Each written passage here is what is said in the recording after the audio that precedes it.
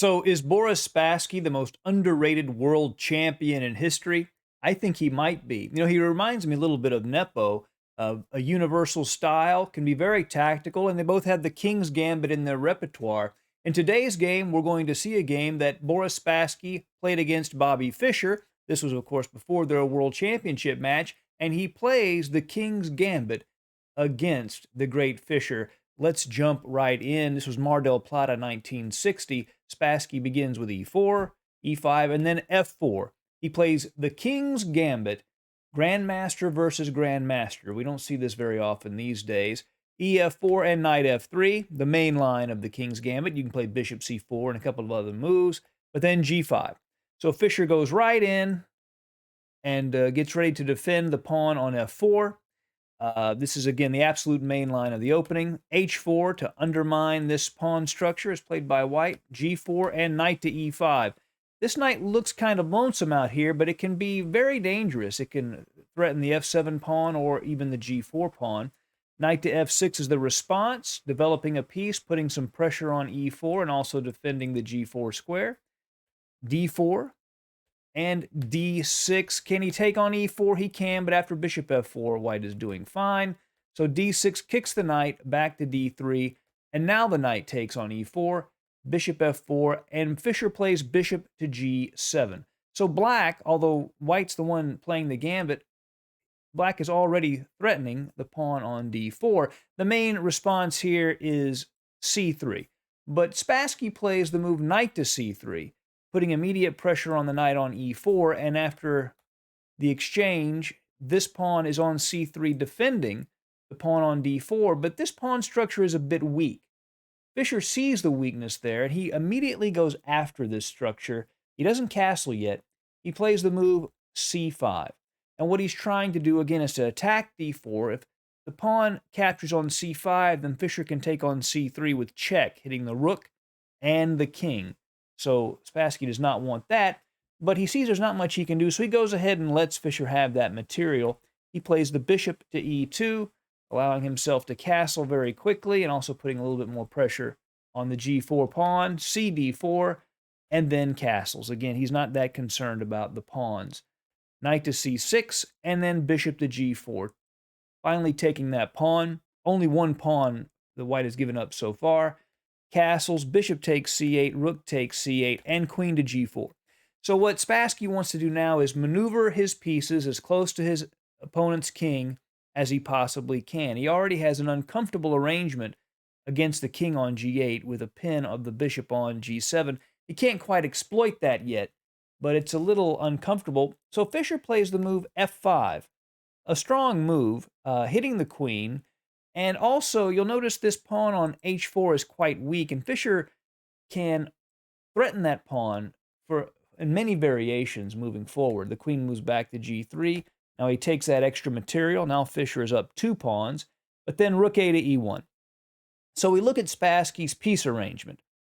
He's got all of his pieces activated, and all of them are potential threats to black's king. So Fischer has to defend accurately. If you put this into a computer, it does say that black has a slight advantage here, but the burden of accurate defense is very high, particularly when you're playing a player of Spassky's caliber. The king goes to h8. Basically, he wants to move the rook over and attack down the g-file. Spassky plays the same move. Basically, I think he wants to avoid moves like queen to b6 check. Anything along this long diagonal that can attack the king, he wants to avoid. Also, he wants to clear the g square so that maybe a rook can defend there. Rook to g8, threatening to play bishop to f6, where the rook hits the queen and the queen and bishop hit the h4 pawn. So he goes ahead and takes that pawn on d6. And here in this position, Fischer plays the strongest move on the board. He plays the move bishop to f8. He wants to get this powerful and annoying dark squared bishop off of the board. And by combining a threat against the queen and the bishop, he's able to force that bishop off. Now, what Spassky does, he doesn't just trade bishop for bishop. He plays bishop to e5 check. Knight takes e5, then queen to e5 check. So he has the knight versus Fischer's dark squared bishop. And in this position, Fischer plays rook to g7. He really wants to grab that h4 pawn, and it's really impossible for white to defend it. He could play a move like queen to f4, trying to defend this pawn, but then Fischer can play bishop to d6, and all of a sudden he's the one whose pieces are arranged in an attacking formation. So Spassky does not want that. So instead, he takes on f5 with his own rook, allowing the h-pawn to be captured, which it is. Queen to h4 check. The king moves to g1. Now queen to g4. Pretty clear threat. Threatening queen takes g2 mate. So how does Spassky deal with that? Well, he just plays rook to f2. And that way he's defending the pawn on g2. But Fischer notices this arrangement of the rooks on this diagonal and plays bishop to e7, threatening bishop to h4 and skewering those rooks and winning material. But here Spassky plays rook to e4, not only avoiding that skewer, but laterally attacking the queen on g4. The queen moves to g5. Again, Fischer would be fine with the queen exchange as he's up material here. But Spassky does not want that, so he plays queen to d4, not only avoiding the exchange of queens, but maintaining the pin of the rook on g7. Now here, there are a couple of good moves that Fischer could have played. Rook c to g8 was a good move. He himself said after the game that bishop to f8 was a good move, and modern computers all confirm those are equal positions. But instead he plays the move rook to f8, and this turns out to be a blunder. But Spassky only has one move that gives him a clear advantage.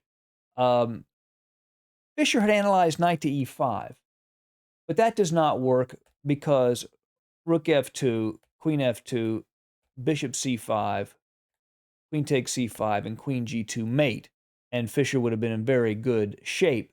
So Spassky avoids that move and instead plays this move, rook to e5, hitting the queen and strengthening his position, getting his pieces into even more aggressive places. If queen to g4, seeking to trade off those queens, then just queen g4, rook g4, and then the bishop would fall.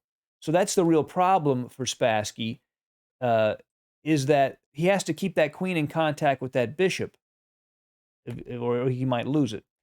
So he plays rook to d8. No, he can't just move the queen. Counterattacking Spassky's queen on d4. The queen moves to e4, putting more pressure on the bishop on e7, and now queen to h4. So the queen and bishop protect each other. How does Spassky separate this queen from this bishop so he can take it? That's right, rook to f4 is played in this position, and now the queen must move, and after, say, queen to g3, the bishop would be taken, and the queen defends the g2 square. And after rook to f4, Spassky defeated the great Fischer. A king's gambit between elite players. Spassky, underrated. Check out his games if you want to look at some great chess. See you again soon. Bye.